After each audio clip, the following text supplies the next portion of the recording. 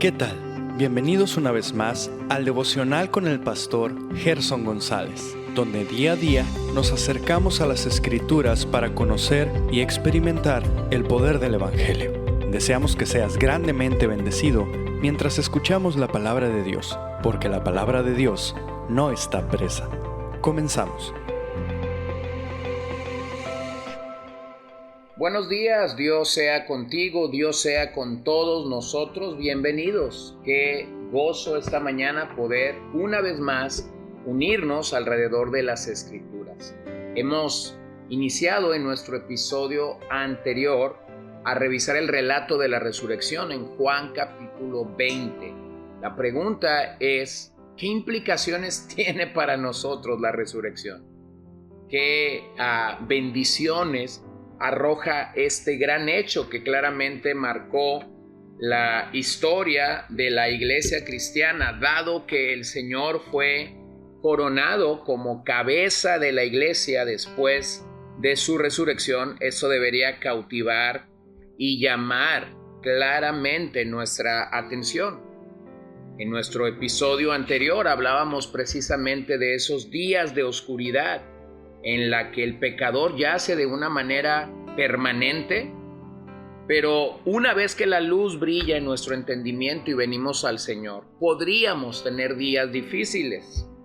En esos días debemos aprender de parte de Dios que somos vulnerables, que debemos aprender a esperar y que tenemos que escondernos en Dios. Así que el primer resultado de la resurrección es que esta se da en momentos de oscuridad. Número 2, el segundo resultado es que la resurrección tiene una perspectiva divina. Como hemos leído en el relato entre el verso 2 y 10 de Juan 20, podemos preguntarnos cómo hemos apreciado la resurrección en nuestra vida. El pasaje nos muestra diferentes maneras de observar la resurrección de Jesús. Cada una de ellas trae efectos diferentes a nuestras vidas. Por lo menos, el pasaje nos habla de 3 personas observando la resurrección. Primero, Juan vio la tumba vacía como haciendo un recorrido visual. Un recorrido de lo que había sucedido sin la mayor intencionalidad de obtener algo de ello. La palabra griega que se utiliza aquí es simplemente mirar, hacer un recorrido visual, guardar un recuerdo visual. Así es como muchos ven la resurrección de nuestro Señor Jesucristo. Lo ven como un acontecimiento histórico, pero sin mayor trascendencia en sus vidas. Muchos tienen una mirada del domingo glorioso de resurrección como algo simplemente que hay que recordar una vez al año mientras nos aproximamos a la Semana Santa o al domingo de resurrección. La segunda manera como podemos pensar en la resurrección nos la da Pedro. Pedro vio de manera más concreta que Juan. La palabra griega significa que fue un espectador. Tenía la experiencia de haber visto aquel acontecimiento y de reconocer algo a lo que Juan no pudo llegar. Pedro entonces había formado conceptos religiosos acerca de aquel evento. De nuevo, muchos de nosotros tenemos ese mismo sentir alrededor de la resurrección. Estamos llenos de la doctrina, de conceptos religiosos, cantamos acerca de que el maestro se levantó, tenemos los conceptos claros, pero eso todavía no nos permite tener la experiencia real de lo que sucedió o de lo que aconteció aquella mañana del día domingo. Nos vemos tal y como Marta cuando Lázaro resucitó. Ella tenía una clara concepción una clara concepción teológica de la resurrección. ¿Se acuerdan cuando Jesús le dice a Marta esta expresión de Él se levantará de entre los muertos?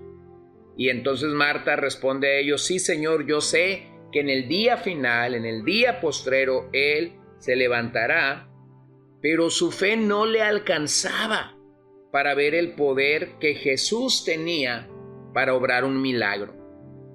Y muchas veces podemos tener el concepto o la teología adecuada y todavía nos quedamos cortos de la realidad de la que ese evento o esa enseñanza o esa doctrina claramente tiene que abrir o hablar a nuestro corazón para algo mayor. Tercera manera, como en el pasaje observamos que alguien miró la resurrección, nuevamente es Juan.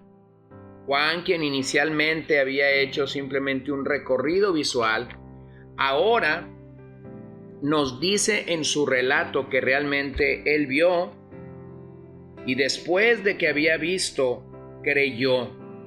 Creo que eso es importante de destacar en este pasaje que nosotros estamos leyendo claramente acerca de la resurrección de nuestro Señor Jesucristo. Verso 8. Entonces entró también el otro discípulo que había venido primero al sepulcro y vio y creyó. Vio y creyó. Este es Juan, el apóstol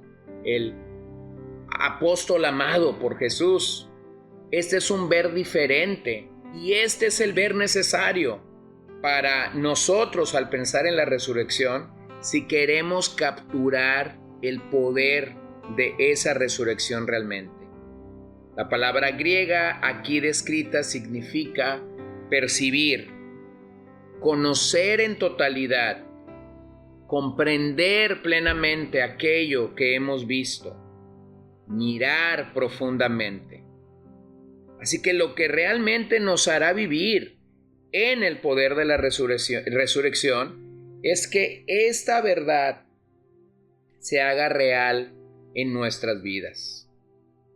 Debemos aprender a vivir en la perspectiva correcta que Dios tiene acerca de la manera gloriosa como el Hijo de Dios fue levantado de entre los muertos. Entonces, posiblemente esta mañana tú te identificas con Juan en su primera edición, un recorrido visual, o con Pedro en esta ocasión en la que él entra y puede observar o puede mirar de una manera más concreta, recordándonos que esto apunta a que puede tener los conceptos o la doctrina correcta, pero entonces nuevamente se nos dice que Juan vio y creyó.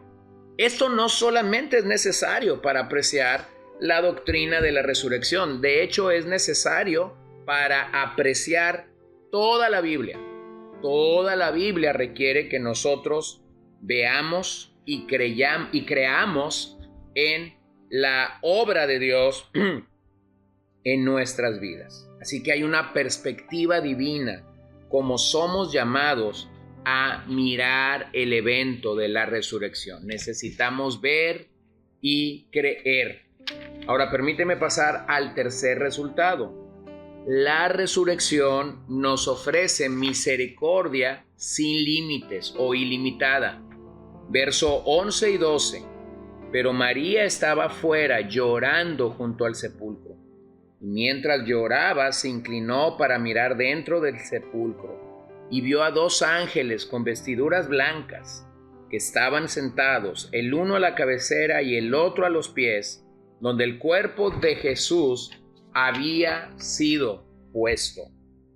Cuando María entró a la tumba vacía, encontró una imagen increíble de lo que era o de lo que se llamaba en el Antiguo Testamento el asiento de la misericordia. Eso es lo que sucedía en el arca del pacto, allí donde la Shekinah de Dios era manifestada. Dos querubines cubrían el lugar preciso, donde la gloria de Dios descendía en el gran día de la expiación. Entonces las vestiduras sacerdotales eran resplandecientes. Era en ese momento cuando los pecados del pueblo serían perdonados y la misericordia de Dios sería prolongada por 1 año para esta nación.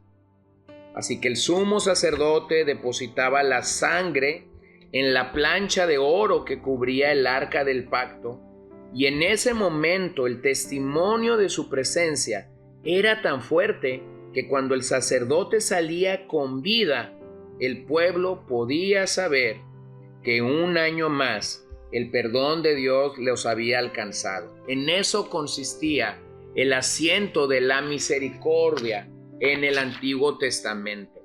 Esto es lo mismo que sucede en la tumba. Los ángeles cubriendo ambos extremos de la tumba. Los lienzos que el sumo sacerdote había sido embalsamado estaban en orden y resplandecientes por lo que había sucedido aquel día. Y el testimonio más grande de que el Cordero de Dios había llevado todo el pecado del mundo en la cruz del Calvario. Entonces, Cristo dejó en el sepulcro la mortaja y todo lo que se había colocado para atarlo. Él no salió como Lázaro. ¿Recuerdas la resurrección de Lázaro? Cuando él sale atado y el maestro tiene que decir, desatadlo y dejadle ir. No, Jesús dejó toda atadura porque él estaba 100% libre, ya que había vencido sobre el pecado y la muerte. ¿Qué logra ese acontecimiento para nosotros? Todo fue perdonado para nosotros el día de la resurrección. Esa misericordia no era por 1 año, esa misericordia era para toda la eternidad. Tal y como Primera de Juan 2:2 nos dice, y Él es la propiciación por nuestros pecados, y no solamente por los nuestros, sino también por los de todo el mundo.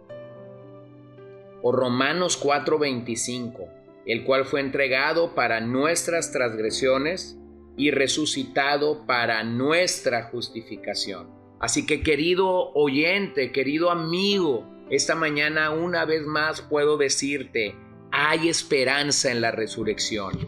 Hay esperanza de que lo que el Señor hizo por nosotros aquel día sea una realidad presente y futura.